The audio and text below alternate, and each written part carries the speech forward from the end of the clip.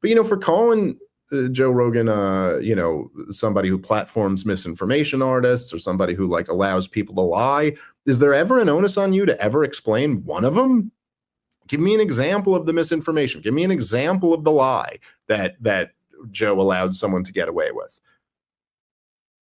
So we're on this planet, the third dimension, which is a launch pad to all the other dimensions below and above.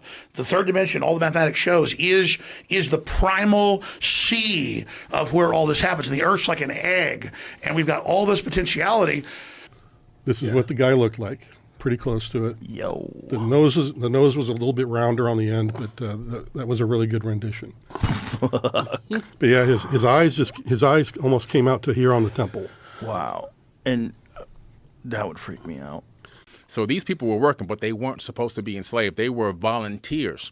They got tired of doing the work, according to them, for about 250,000 years of labor on Earth, and also, according to them, on Mars. This is in the text. They call it Lamu. And so they decided to go to war against Enki and Lil and Anu because their demands had not been met. So they went to meet them in the Epic of Atrahasis. What I see in the United States today, at least a faction of it, we are going down the identical road of 1930s Germany. We went to the moon because of Nazis. We brought them to America to make our moon program. What are you assholes talking about? Audis, all the companies are Nazi companies. Volkswagen. And the Germans came to our own U.S. elites and said, hey, you always need a couple plans. They said, we've got all this on the drawing board. The EU, a plan to poison the food and water to get rid of the dumb people, a plan for off-world bases. We've got, by the way, we're taking hardcore drugs and we're in contact with aliens. I've seen the glowing sphere. I've seen the giant black triangle. Here's a leader that stepped up and held his ground, and that's rare in this world, and we admire that kind of strength, yes. There's a place you can go, I said, young man. And for our precious Jewish brothers and sisters, it was even more complicated. More complicated, right? Because they get there and they say, no, we're not with the Goy and we're not with the Gentiles. Y'all been oppressing us for 2,000 years. Pogroms, ghettos, Holocaust, vicious attacks, and so on. The truth is, our bodies, this is a fact, are a communal hive organism of all of our ancestors and all of their race memories, but not in just some compressed epigenetic system. It's beyond that. It's an electrochemical antenna, they've proven this, that connects to higher and lower dimensions. It quietly lifted off the ground, which was incredibly impressive to see. Quietly or silently? Well, quietly, because it Did it make some sort of a noise? It produced a little corona discharge from the bottom. A corona discharge is kind of a high voltage brush, little bluish glow discharge. As it was lifting off the ground, you can hear a slight hiss sound. Now, as soon as it cleared the ground by about 5 or 10 feet, maybe even less than that, the hissing stopped and the blue glow disappeared. So it lifted off quietly and then it hovered silently, if you want to be specific. Wow.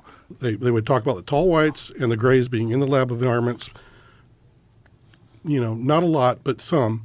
But these reptilians, it was like nobody wanted to talk about it. I introduced a game, I mean facetiously, but I mean it seriously, 6 Degrees of Jew.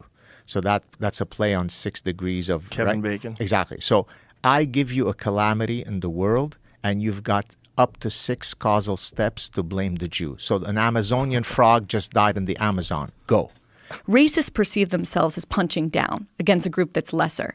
Anti-Semites perceive themselves as punching up against the secret cabal of wily operators who secretly control the levers of power. That is the canard of anti-Semitism. Well, some of us like to stick our nose in other people's business and get involved, too. I'm an old Jew. I love it. And I love telling people just exactly what I think they should do to better themselves. And you know what? I've done it a lot, and it's worked every time. Never had one failure. From the Tibetans to the Mesoamericans to the Egyptians to the Druids to every ancient society describes the same thing. There are bad things that look like elves that have horns when they show you who they really are. And there are good things, but they don't contact you unless you contact them. So what we did is we decided, let's ask questions using these taps. So we said, tap once for yes, tap anything more, than once for no. We had a yes or no conversation for 35 minutes with something that we cannot explain.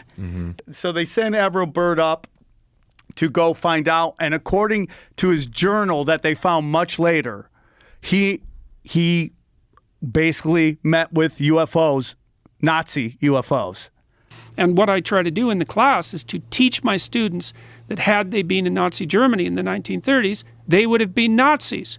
And had they been offered the opportunity to be an Auschwitz camp guard, then maybe they would have leapt at it. And maybe they would have been in the more sadistic proportion of the Auschwitz camp guard population. You think that makes you feel safe? It doesn't make you feel safe to know that Nazis were humans and you happen to be one of them. What the heck happened in Germany in the 20s and 30s? Very intelligent, highly educated population, and they went barking mad. The elites believe that it's not in the third dimension that we're mainly receiving transmissions. Ships don't arrive from Alpha Centauris or Giedi Prime or wherever they're coming from, or Betelgeuse. They come here through interdimensional gates that are much closer, through fold space. The question isn't about the sex with the underage women. The question is really about, why was he so protected? And then, I went down all these rabbit holes. Was he, working for the Israelis or the Mossad or all this sort of stuff?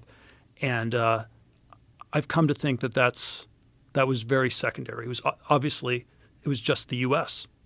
There's a lot of stuff going on underwater, and a lot. And there's video of these things coming out of the sky into the water and also emerging from the water. Right. Yeah.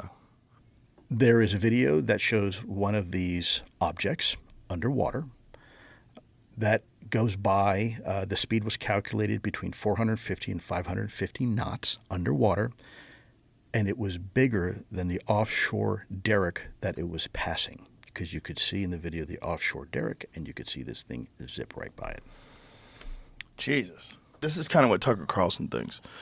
He thinks there's a spiritual element to it, and he thinks they've always been here, and he thinks that this is what's kind of documented in the Bible as like good and evil. And that's it, exactly. I mean, that's what's going on.